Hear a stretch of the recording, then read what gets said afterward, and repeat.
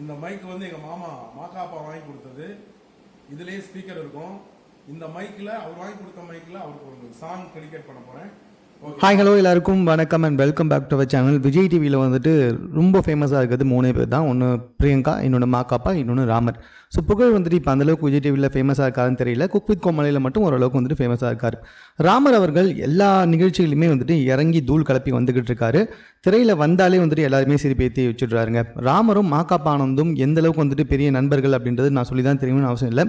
எல்லா சீன்ஸ்லையும் சரி, எல்லா நிகழ்ச்சிகள்லையுமே சரி, அவங்க 2 பேர் ஒருத்தர் மாதிரி ஒருத்தர் கலாச்சிக்கிறத பார்க்கறதுக்கே ஏகப்பட்ட ரசிகர்கள் வந்துட்டு இப்போ வந்துட்டு இருக்காங்க அப்படின்னு சொல்லலாம்.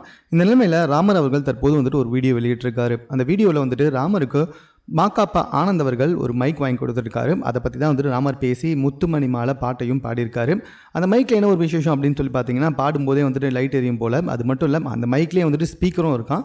ஸோ அதை வந்துட்டு மாக்காப்பா ஆனந்த் இவருக்கு அன்பளிப்பாக கொடுத்ததாகவும், அவருக்கு டெடிகேட் பண்ணுற விதத்தில் முத்துமணி மாலை சாங்கை வந்துட்டு நான் பாடி அவருக்கு மாக்காப்பா ஆனந்துக்கு டெடிகேட் பண்ணுறேன் அப்படின்ற வீடியோ தான் வந்துட்டு ராமர் அவர்கள் வெளியிட்டிருக்காரு.